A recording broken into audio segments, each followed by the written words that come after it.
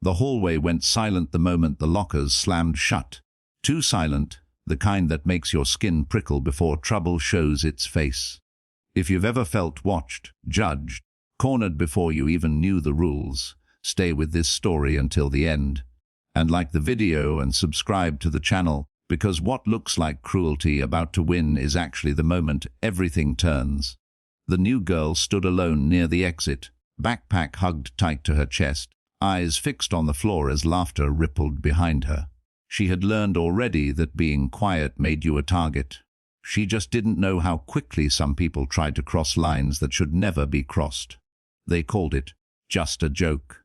The way bullies always do, blocking her path, grabbing at her bag, taunting her accent, her clothes, her silence. The tallest one leaned in too close, breath saw with confidence he hadn't earned, while the others circled like they owned the place. The new girl's heart hammered, but she didn't scream. She didn't fight. She did something far smarter. She reached into her pocket and pressed a single button on her phone, the one number she'd memorized before she ever stepped foot in this school. The laughter swelled, mistaking her calm for fear, mistaking her stillness for weakness. Across town, in a quiet garage filled with the smell of oil and discipline, a man looked down at his phone as it vibrated.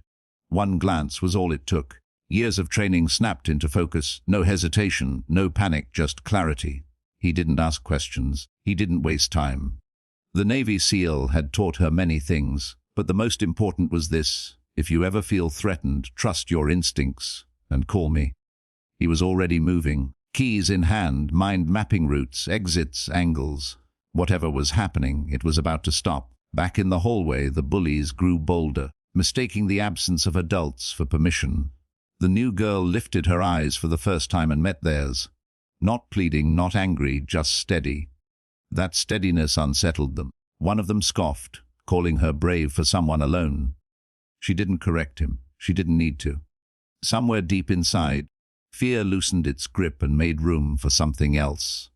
Confidence borrowed from someone who had taught her how to stand her ground without throwing a punch.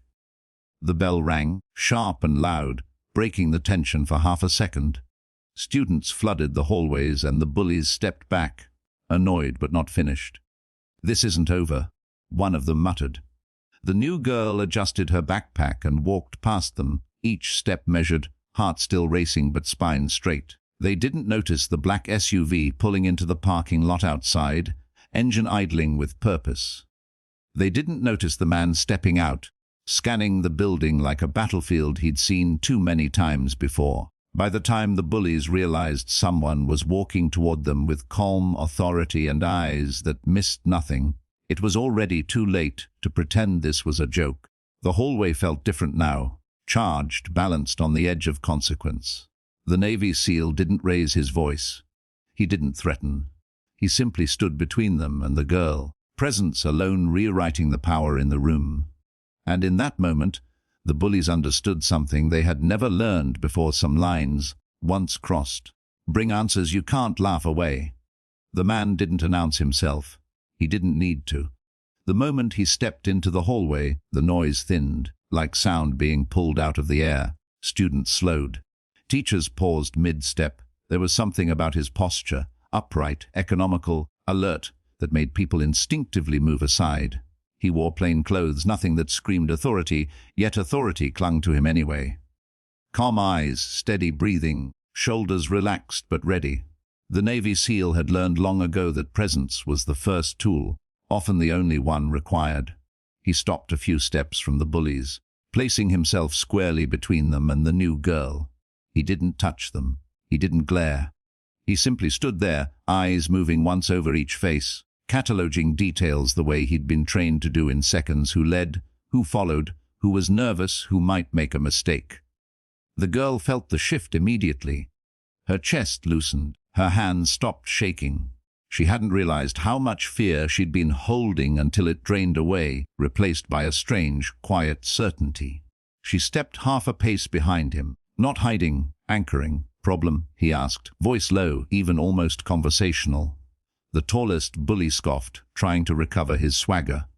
"This doesn't concern you, old man." The SEAL nodded once, as if acknowledging a point, then tilted his head slightly. "It does," he said, "because it ends now." There was no threat in the words, only finality. That unsettled them more than shouting ever could. One of the boys laughed too loudly, a brittle sound. Another glanced down the hall, suddenly aware of teachers gathering at doorways, students watching from a safe distance. The leader took a step forward, chest puffed, trying to reclaim the space he felt slipping away. The SEAL didn't move, he didn't need to. The distance between them was deliberate. Close enough to matter, far enough to stay controlled. "Back up," the SEAL said quietly. The leader hesitated. That hesitation was everything. The SEAL saw it and pressed, not with force but with clarity. "You don't want this to be a bigger lesson than it already is."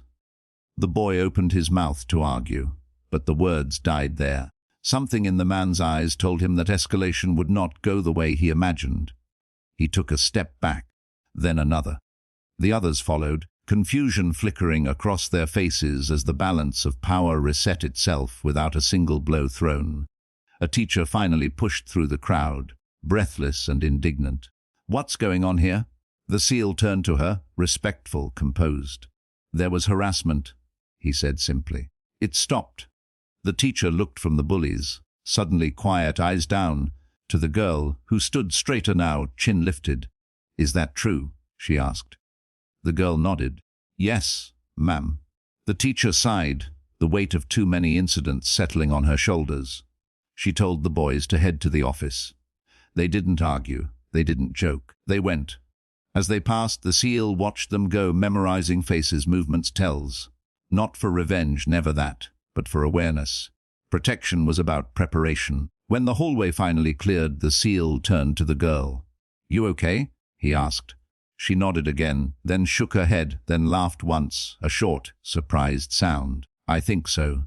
He smiled, not wide, not dramatic, but real. "Good." They walked together to the office, where paperwork followed and statements were taken. The SEAL answered questions with precision, sticking to facts, refusing to embellish. He didn't mention his background. He didn't need to. Experience had taught him that truth, delivered calmly, carried more weight than credentials ever could. Later, outside in the afternoon light, the girl finally let out the breath she'd been holding all day.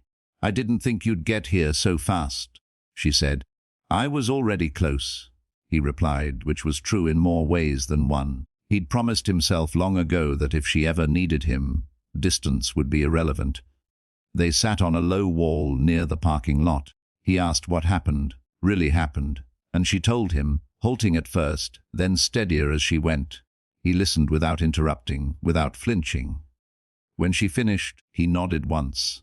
"You did the right thing," he said. "You didn't escalate. You asked for help. That's strength." She looked at him, eyes bright. "I didn't feel strong." "Feeling strong is optional," he said gently. "Acting with sense isn't."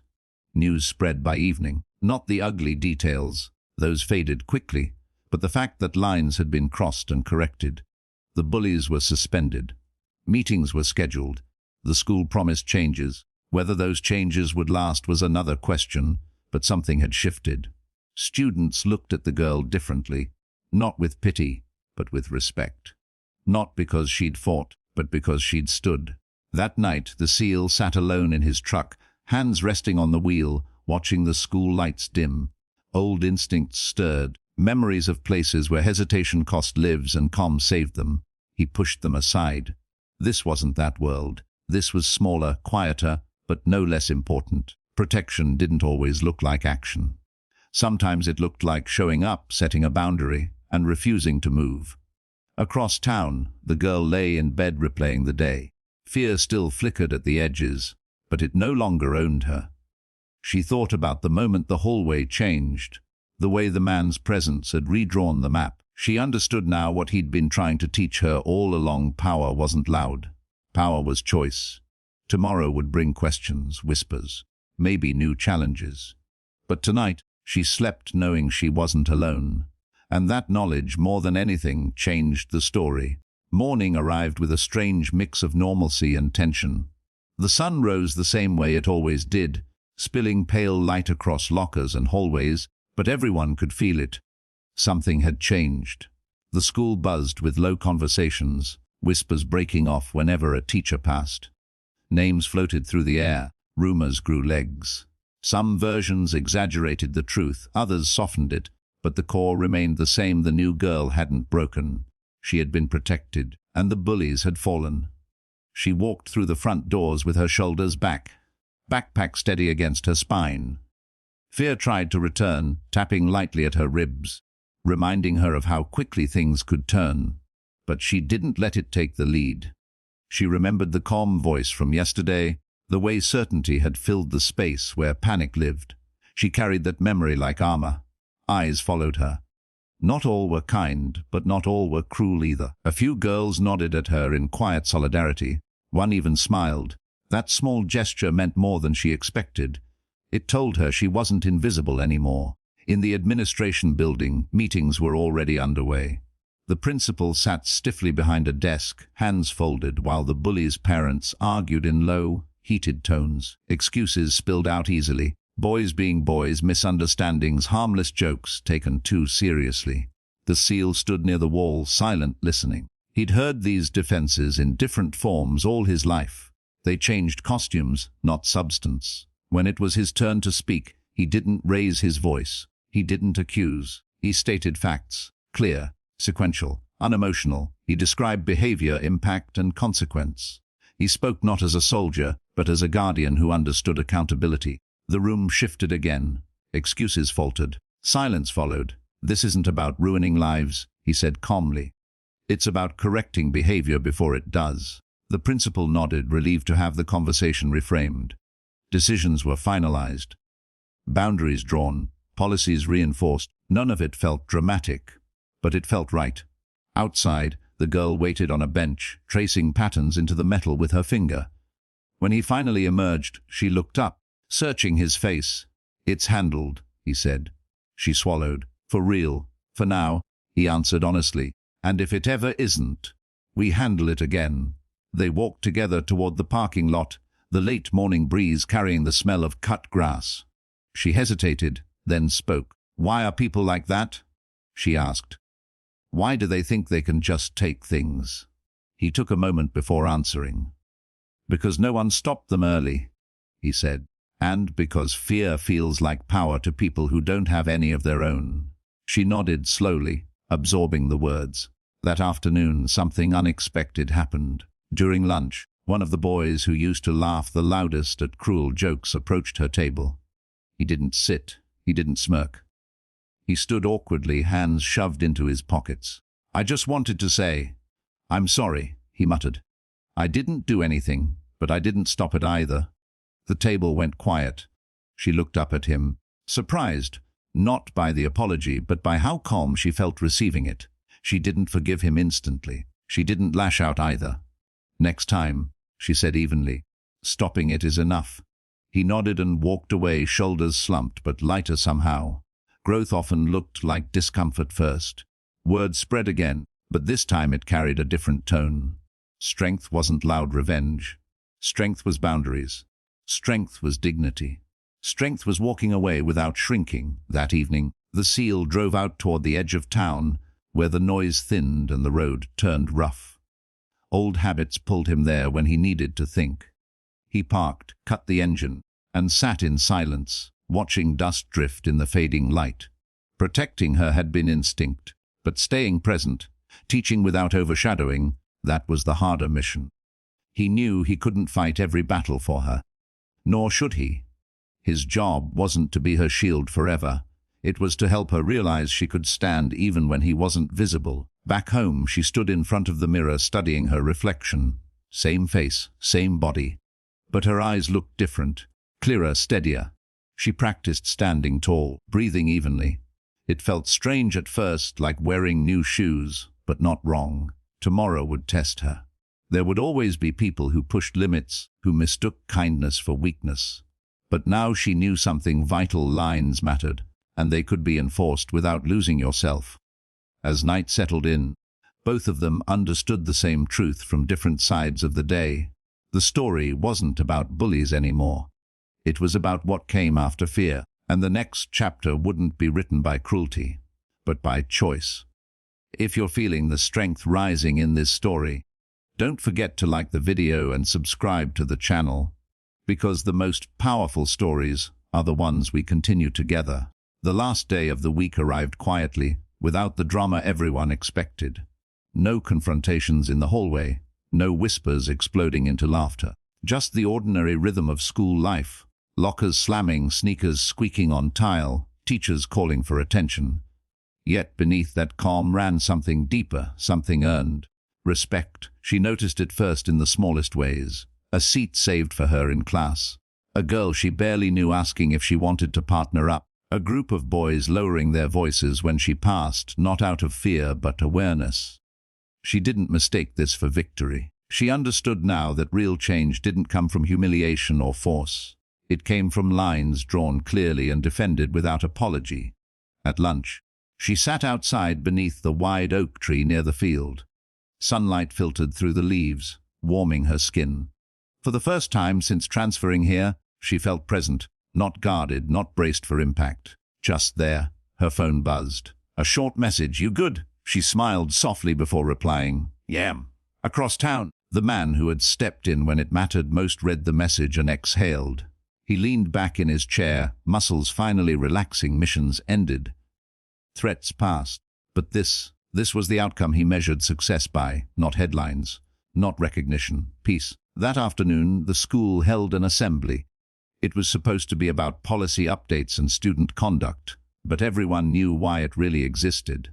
The principal spoke about accountability, about how silence could be as harmful as action. He didn't name names. He didn't need to. Then something unexpected happened. A teacher invited students to share, voluntarily, about standing up for themselves or others. The room hesitated, silence stretched. Her heart thudded. She hadn't planned to speak. She didn't owe anyone a lesson. But her feet moved before doubt could catch them. She stood, hands steady, voice calm. "I used to think staying quiet kept me safe," she began. "I thought if I didn't take up space, nothing bad would happen." She paused, eyes scanning the room. Faces watched her, some ashamed, some inspired, some simply listening. "But silence didn't protect me," she continued. "It just made it easier for people to pretend they didn't see what was happening." Her voice didn't shake.